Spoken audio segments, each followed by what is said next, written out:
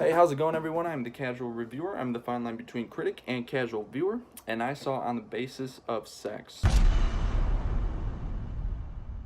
Just to give a quick little synopsis of it, it stars Felicity Jones and Armie Hammer as a couple. It's the story of Ruth Bader Ginsburg and her journey and how she became the first, one of the first few women to get accepted into Harvard Law School, and her journey all the way up into the important Supreme Court case that she had, and basically her journey as an equal rights activist for women.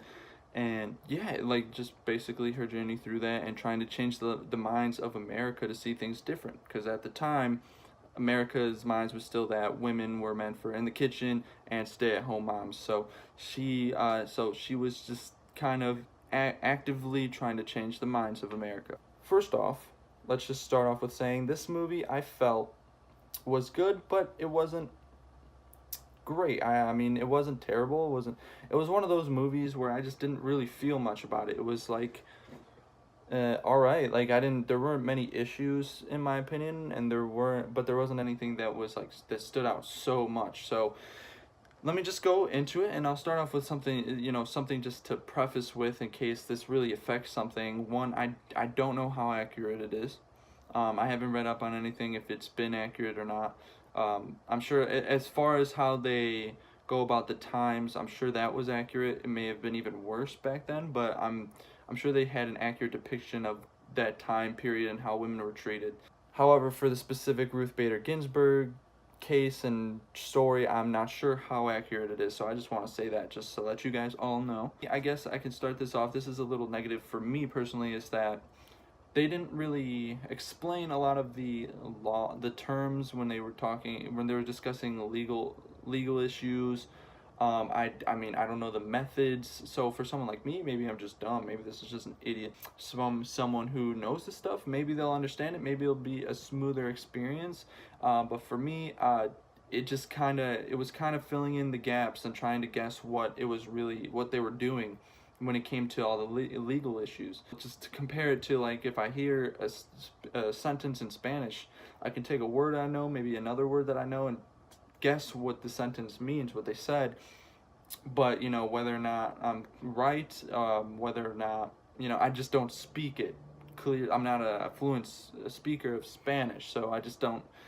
I'm not sure, and that's kind of how it felt with this. I was just kind of guessing, and it felt like I knew what was going on, at least like the basics, and what she was trying to do. But anyway, the one other negative that I have is just the time period, like how they skip from time to time.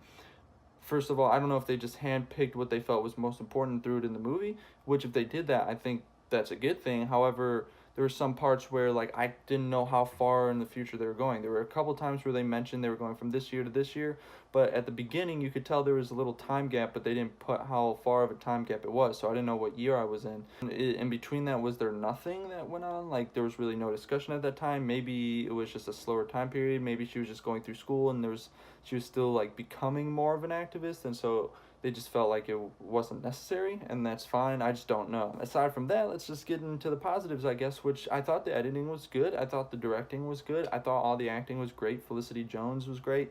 Armie Hammer was great. The guy that played Mel was great. The guy that played the daughter of Ruth Bader Ginsburg was great. I actually really thought the daughter was great, and I thought certain parts of the story of the daughter being kind of this she was becoming, you could tell she was becoming a more modern activist, where they take it to the streets, as they mentioned before, where rather they would just kind of sit back and speak their mind.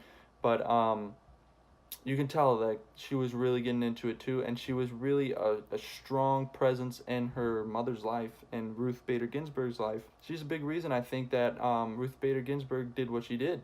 Her, and luckily she had a very, very understanding husband, and a husband that was so supportive of her and this movement that she was kind of a huge part of.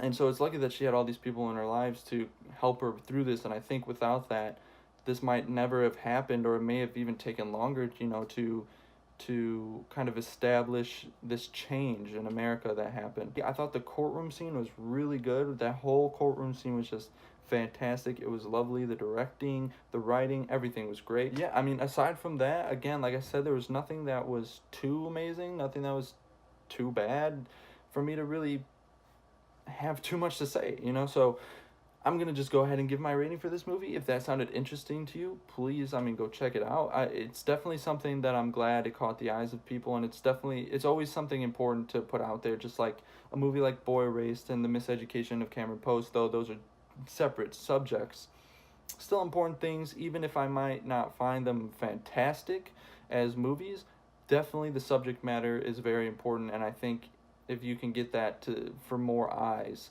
and more people to see and understand, then it, you know, that then they did their job. I'm gonna give this movie, the movie itself, I'm gonna give a 5.8 out of 10, and yeah, and so if that's something, you know, again, if that's something that you guys that it sounds like very interesting to you, please go see it. It was not a bad movie by any means, and yeah, so I hope you guys have a great day.